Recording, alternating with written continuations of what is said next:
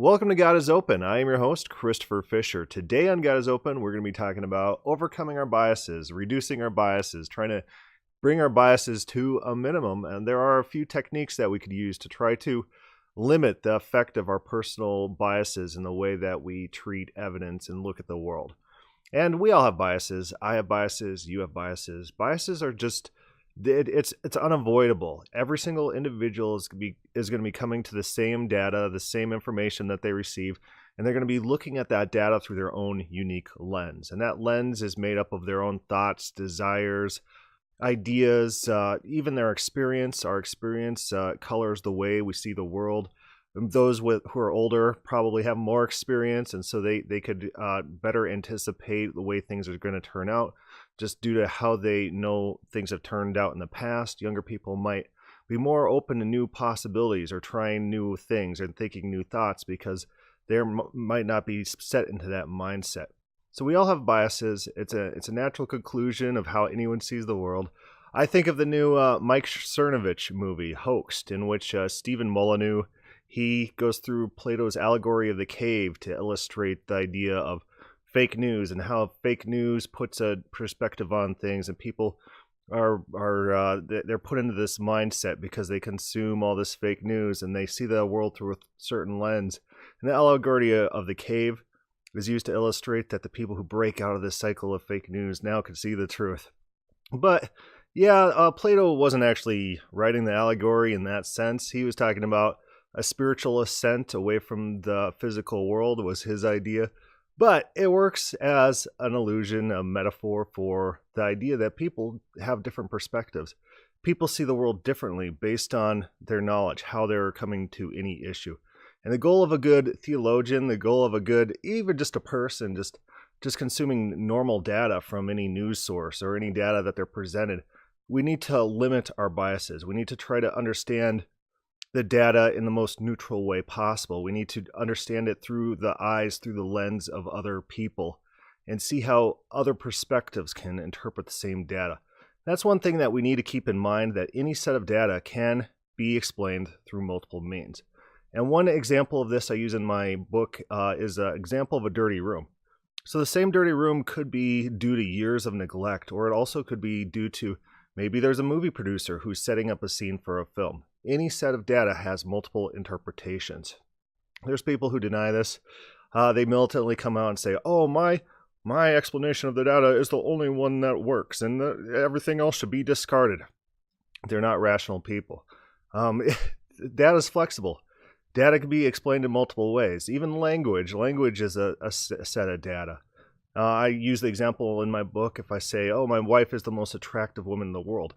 Well, what does that mean? Well, it could mean that I think she's the most attractive, beautiful person in the entire world. It could mean that in spite of her, I don't know, aging or whatever, that her personality is the most attractive to me out of any other woman. It could mean that I think that all men would value her looks over every other woman on earth.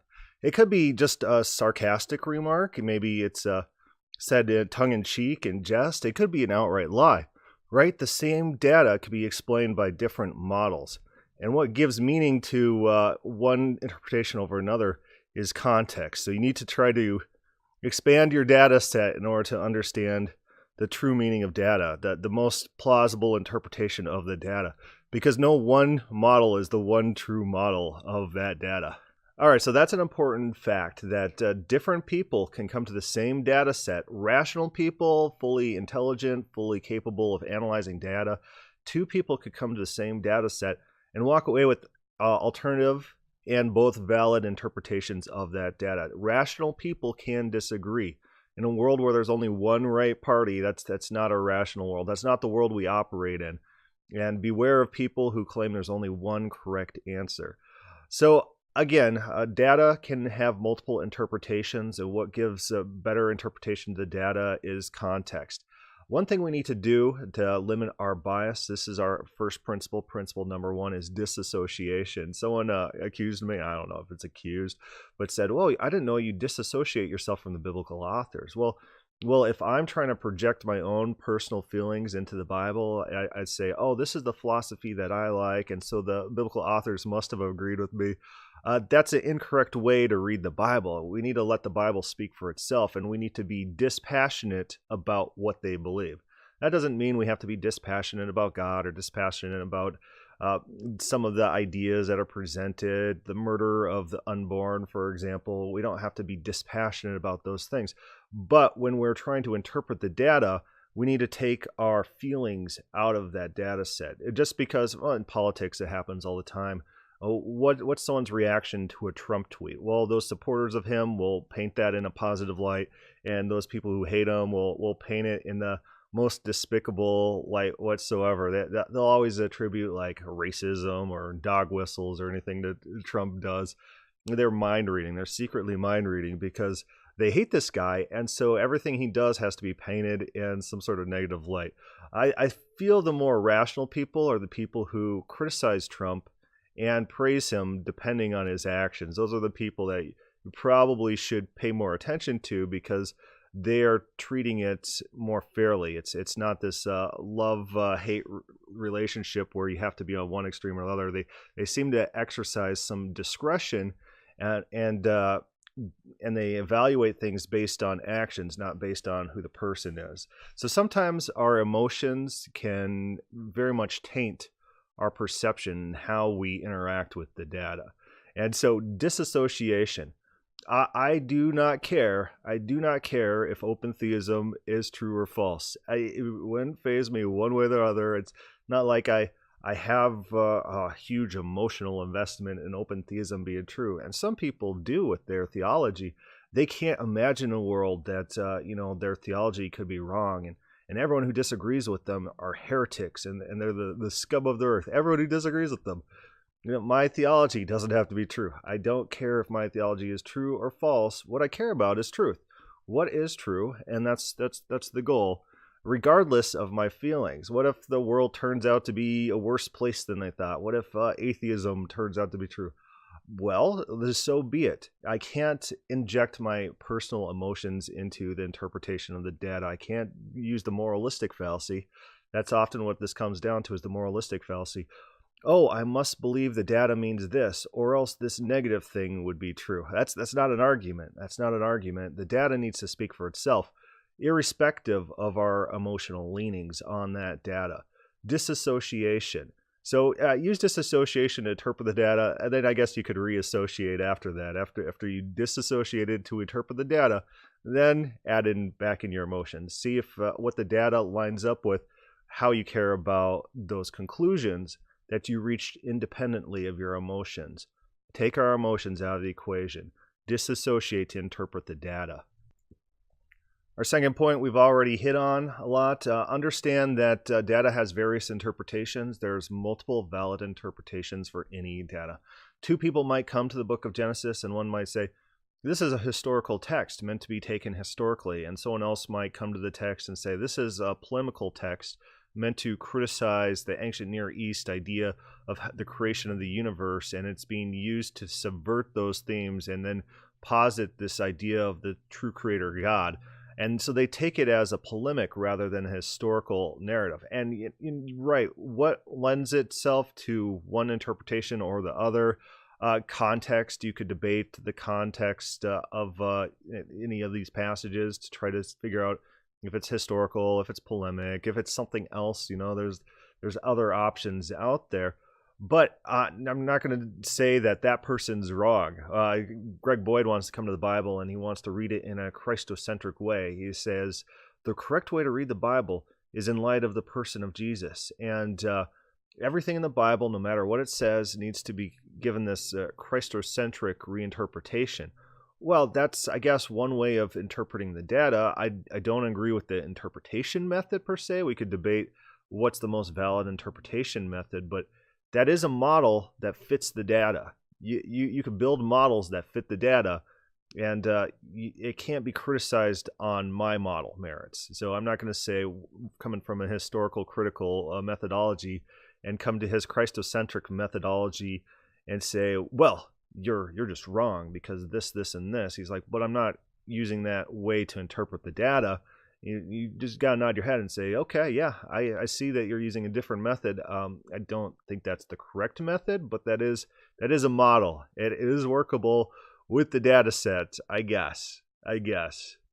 The next thing, then our next point on overcoming bias, remember we have disassociation. Let's get our personal emotions out of it and understanding that data has various interpretations. Our next thing we need to do is understand critics, understand people who think differently than us.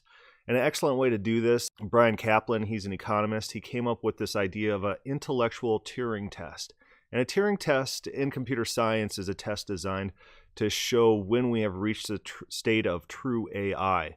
When you could have a conversation with a computer and not know that you're having a conversation with the computer is the point in the Turing test of reaching the full AI, I don't know. But in an intellectual Turing test, this idea is that if I present myself as a Calvinist, that I could come off as a passable Calvinist without anyone questioning my Calvinist credentials. If I can do that, that means if I could truly emulate those people who disagree with me, then I am more likely to, it doesn't necessarily mean I do understand everything of their theology, but it's more realistic that I understand their position. If I understand their position, if I'm able to emulate it precisely, explicitly, then I'm in their mindset. I know what they're thinking. I know their position. And my position, although it differs from them, is more likely to be accurate because I could accurately understand people who disagree with me, people who are looking at the same data and coming to different conclusions.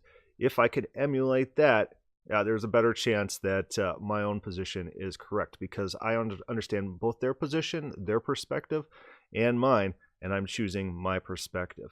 If you don't understand your critics, if you can't emulate them, if you misrepresent them, then you're probably not understanding where they're coming from. You're not understanding their interpretation of the data, which could be a plausible interpretation of the data. You don't know because you're not there where you understand it. So next mitigation strategy, after understanding your critics, being able to emulate your critics, is a neutral third party. People who don't have a dog in the game, who also weigh in on whatever it is you're discussing. People who don't have emotional investment. Remember, our number one thing was disassociation, getting our emotions out of it.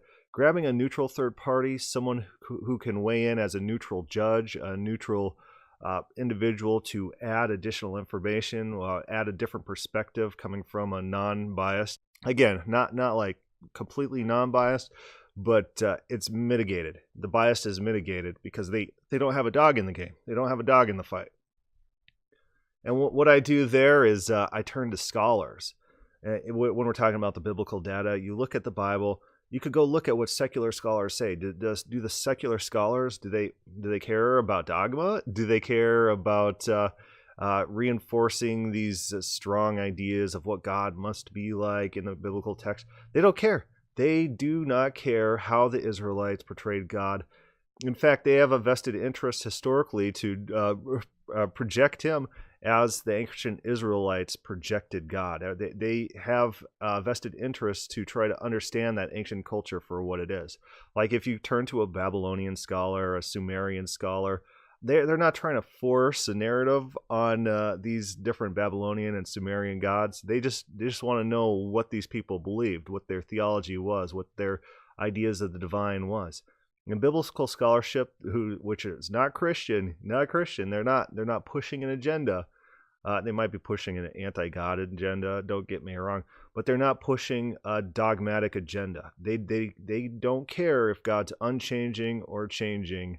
They don't care if God knows all future events or doesn't know all future events. They don't have a dog in that fight. So they're coming from a neutral third-party position that's very informed because they're scholars in this subject. So turn to the scholars, see what the scholars say. Another way to find neutral third parties is laymen. I know some people criticize this approach. When I was getting kicked out of one church, the guy said, any 6-year-old or whatever, any 8-year-old, any 8-year-old can read this verse and see that God knows all future events. And it's the verse in Proverbs about the eyes of God are looking at the ways of the good and the wicked. And so what I did is I tested that out because that's actually a great test to bring that to young readers, people who have basic reading comprehension skills, and see what they say. And of course, all the 8 and 9-year-olds that I queried about it, so I followed up on that, and I showed it to them, and I asked what their perspective was. And of course, every single one of them is, oh, God's watching us. And on top of that, God has eyes, which the pastor who was throwing out this test, which I agree was a good test, he doesn't agree with those 9-year-olds that he queried as support for his position, which is actually pretty funny. So here's the mall test. The mall test is you go to the mall and you grab 10 random people and have them read a passage, and then you see what they say about that passage, what their interpretation of that passage is.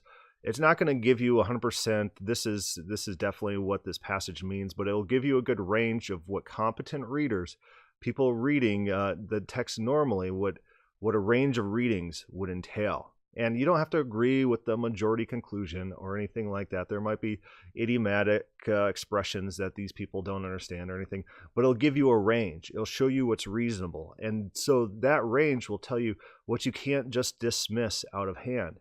You just don't throw it in the trash. Oh, you read this verse like this? Well, that's absolutely not the case. We'll throw it away. Well, yeah, a competent reader is going to read that in the text. And what's the Bible? It's a text written to normal people of normal understanding for normal comprehension. And so, yeah, I think the layman test is a very good test to understand the range and possibilities in reading, and probably even what's the most probable reading. If you got a strong trend in one particular interpretation, that's probably the correct interpretation.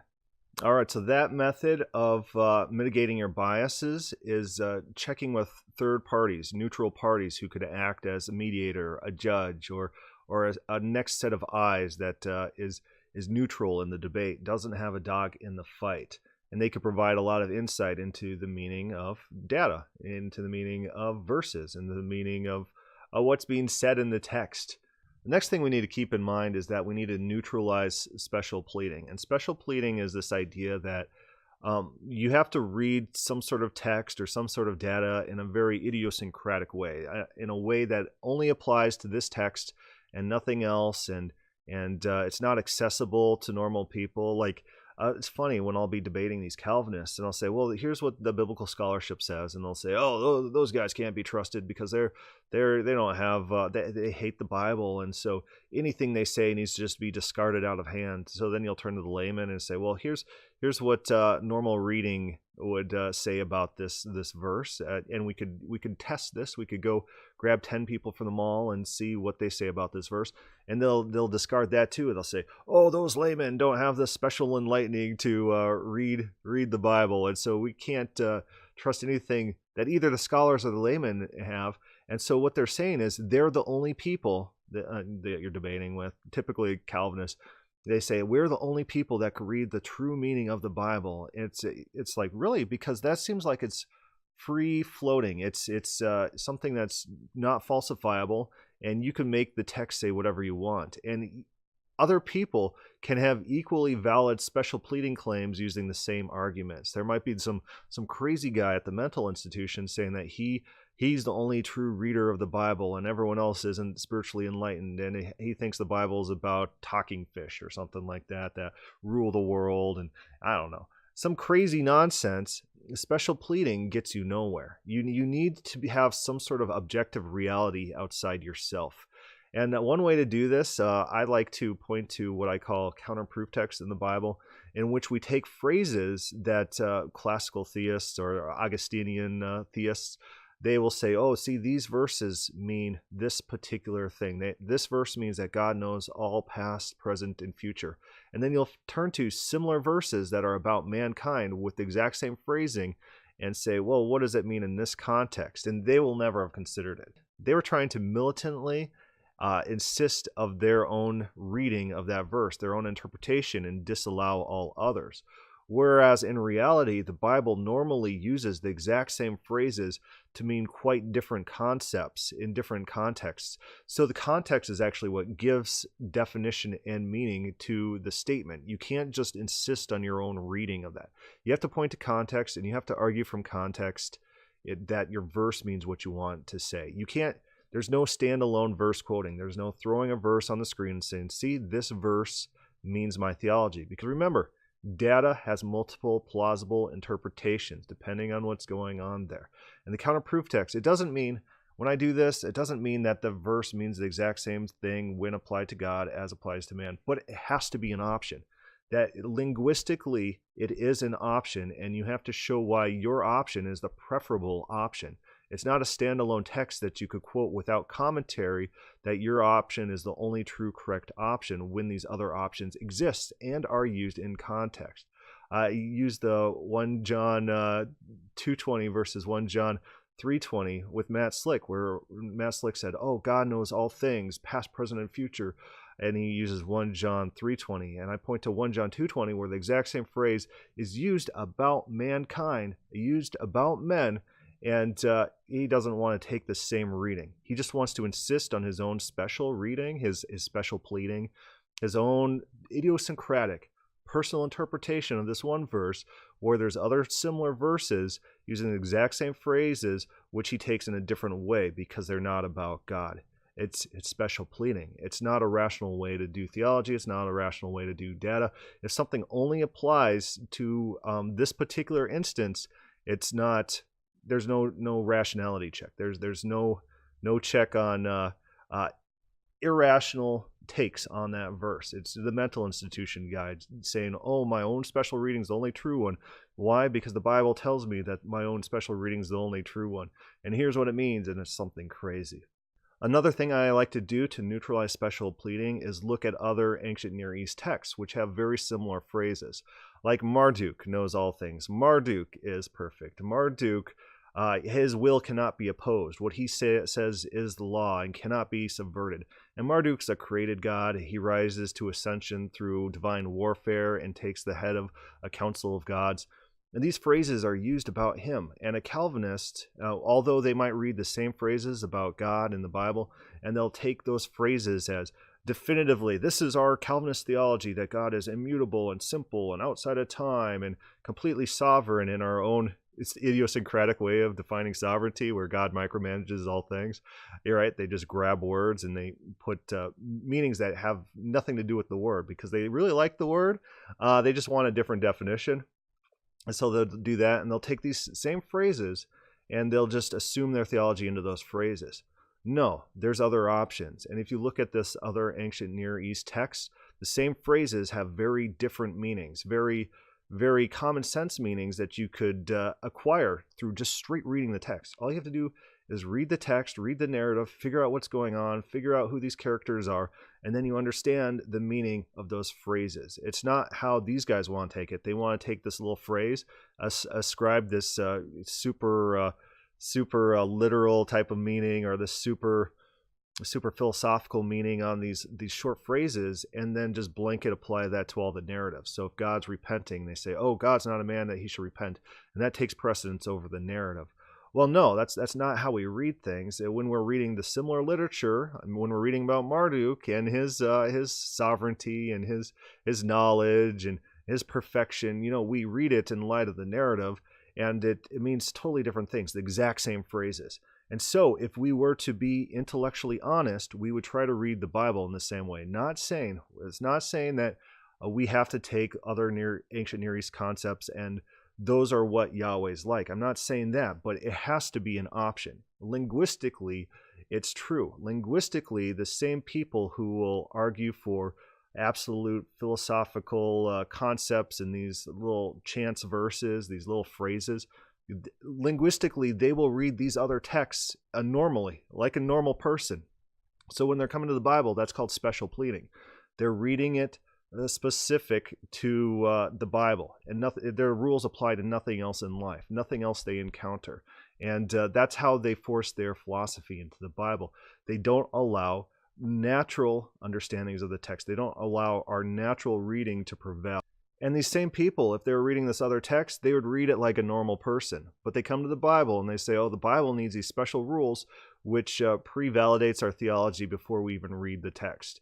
And so anything the text says, it has to be our theology. They're reading their theology into the text rather than letting the text speak for itself.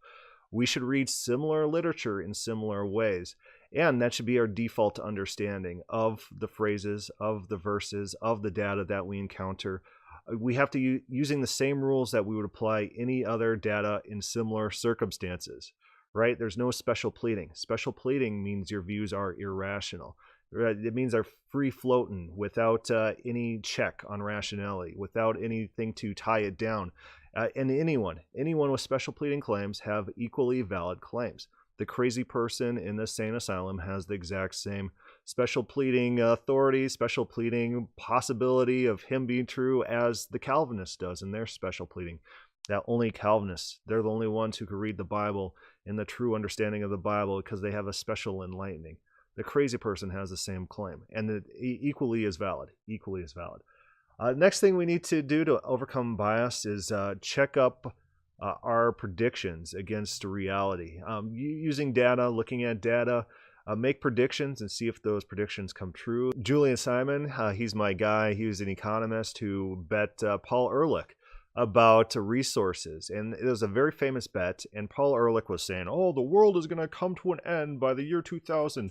There's going to be bread lines and everyone's going to be starving, and there's going to be massive population deficits where people there's not enough resources to go around. And Julian Simon said, you want to bet? Because Julian Simon, in the course of his life, he found out that people don't actually believe what they say, so they're unwilling to put their own money on their predictions. I do this with Calvinists sometimes. I say, hey, put up your money. I bet if we grab 10 random people from the mall, this is what they're going to say about this verse.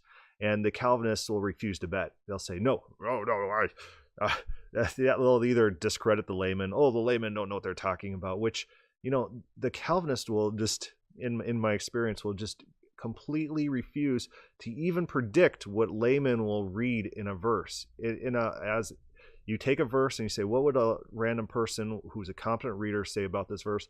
They'll refuse to even predict it because they intuitively understand that their reading is not the intuitive reading of that verse. That if you just grab normal competent readers, they'll read that verse differently than how they want to take that verse. And they don't want the possibility of that reading being a possibility for that verse. They want only their reading to be the only rational reading of the verse, where in reality, it's not the probable reading. The probable reading is what normal competent readers would read when coming to that verse. That's what's probable. That's the most probable, and they want to deny the most probable thing as an option. Accurate predictions. That's a pretty good way to see if you're tracking, if you're understanding the way the world operates. During the Trump election, and like 3 years ago or whatnot, all the media sources put Trump at probably like a 90 to 100% chance of loss, whereas he won. It upset this worldview that these people held. It shattered their reality. And how did they cope with it? You saw a lot of crying. You saw a lot of mental breakdowns. You saw a lot of people trying to explain away the data. Oh, half of America is racist. Half of America is racist. Half of America is racist. And they're all bigots and they're all stupid. And women were forced into voting by their husbands. These strategies to try to cope with a reality that crumbled before them because their predictions of the world turned out not to be true. Their understanding, their bubble that they had set themselves in. A lot of these reporters are saying, I didn't even know anyone who voted for Trump. Yeah, you're living in a bubble world. You need to break out of your bubble world. You need to understand how the world really is. And Jonathan Haidt, he has a book on this, The Righteous Mind. I haven't read the book, but I've read snippets and reviews and stuff like that. He talks about how, generally in politics, the right, the people on the right could accurately represent the ideas of the people on the left, and the people on the left cannot accurately represent the ideas of the people on the right because the left is in a bubble. They're isolated. They don't understand other points of view, and they are stuck in their own worldview. Who does that sound like? Who does that sound like? Sounds a little to me like the Calvinist, or I guess their Calvinists are a boogeyman. But that Calvinists generally can't, in my experience, emulate the other side. They can't accurately represent open theists and what open theists say. But back to the point, accurate predictions. The people who more accurately predict what's going on and what will happen, those are the people who who you should more listen to, people who are willing to put their money on where their mouth is, people who are willing to put a personal stake, because a lot of times people, they have no, it's called rational irrationality, where you don't have a personal cost to making inaccurate predictions, if there's no personal cost to saying wildly outlandish things about anything, then you're incentivized to make those outlandish claims, especially if you gain status in your group. You take the Tim Herds of the world, and they're incentivized very highly to say wildly irrational things about all their critics. Oh, everyone's going to hell, everyone's a wolf, and just the most outrageous things in complete ignorance. Remember, this is the guy who didn't know what divine simplicity was. Mr. Calvinist podcaster doesn't know what divine simplicity is. Complete idiot, making outlandish claims, and he's just being propped up socially by his supporters. He doesn't have anything personally to lose for making wildly inaccurate, insane claims. He doesn't. And so he operates in this world of irrationality. And the last thing here is understanding marginalism. This is a term in economics where everything's not black and white in this world. There's different degrees. Our choice isn't between eating like a ton of ice cream and eating no ice cream. It's maybe I eat 1 scoop, maybe I eat 2 scoops. It's marginalism. What increment is the best and most conducive increment? I tell my boys the example of smoking. So everyone says, oh, you should never smoke. Well, really? Never smoke? Maybe you smoke 1 cigarette a month. Is that going to have any negative impact on your health? Maybe 1 cigarette a year. Maybe 1 cigarette every 10 years. Your options are not between smoking and not smoking. Maybe 7 packs a day, that might be a little much, and you shouldn't do that because there's definite ramifications. But anything in quantity can kill you. Carrots have arsenic in them. Apples have arsenic in them. It's naturally occurring, and if you eat enough carrots, you drink enough water, eat enough apples, it will kill you in large amounts. So we need to care about incrementalism, small changes. There's a Calvinist Bible study where I was in this Calvinist Bible study, and he said, this church across the street or wherever, they don't believe in the virgin birth. I don't think they're Christians. I'm like, really? Is that the dividing line? So I asked him, I said, okay, let's take you. You believe everything you currently believe, except for this one thing, that Jesus was born of a virgin. You believe everything you do now, except for that one thing. Are you a Christian? Are you going to heaven or whatever? And he paused there a minute, and he's like, I think so. And so here's my point. My point was we can't be thinking in these black and white terms where this one thing's a disqualifying thing. We need to consider everything at the margin, everything incrementally. Is there dividing lines? If so, what are those dividing lines? Are there mitigating circumstances to those dividing lines? Maybe someone grew up in the deepest, darkest part of, I don't know, like Central America, and they've only been told Mary's not a virgin. That's what they're taught their entire life. Now they're going to hell for that? I don't think so. I think circumstances need to be accounted for. In the Bible, God seems like a very attuned to conditions, to factors that weigh into what people believe and what circumstances they believe, a very proportionally based judgment that he gives based on life circumstances. I'm always reminded of Nineveh, where he says, why should I destroy Nineveh? They don't even know their left from their right hand. Their ignorance was a mitigating factor in their non-destruction, because God's rational. He thinks at the margin. God's an economist. He believes in marginalism. I believe in marginalism too. Rational people believe in marginalism. Our choice isn't between vaccinating your kid and not vaccinating your kid. Your choice is maybe between giving them whatever number of vaccinations at a different age, delayed vaccinations, lessened scopes of vaccination. So it's not all or none. We don't live in an all or none world. We live in an incremental world where not everything has to be an on and off switch. We live with a world of choices, and there's trade-offs. There's trade-offs we have to consider in these choices. And marginalism is the correct way to weigh those trade-offs.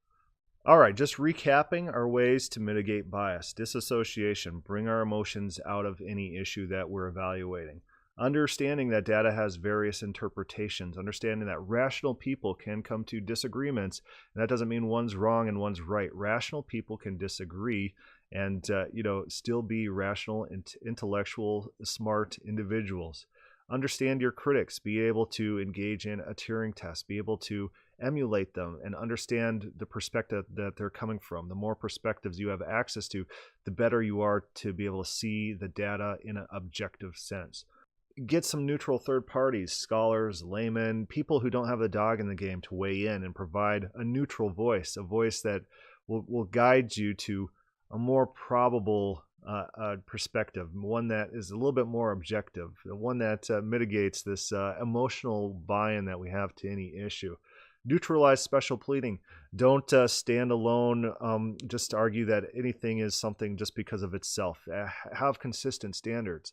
Be able to use the same standards in similar circumstances with other things. Be able to have standards that are outside of yourself. Objective standards. Standards that apply in any circumstance. And of course, make accurate predictions. Be able to put your money where your mouth is. And last of all, understand marginalism, understand incrementalism, understand that the world doesn't operate with on and off switches, but it operates by increments. The world's not a black and white place. The world has shades of gray, 50 shades of gray, maybe more than that, more than 50 shades of gray. But there's shades of gray. There's different things that work in different circumstances. There's different conditions, and not everything is on and off. Not everything is heretic or orthodox. There's in between. There's in between. Just to understand that the world's a complicated place, and objective people need to mitigate their biases. All right, leave a comment, leave a question, start a thread on God is Open. Thank you for listening.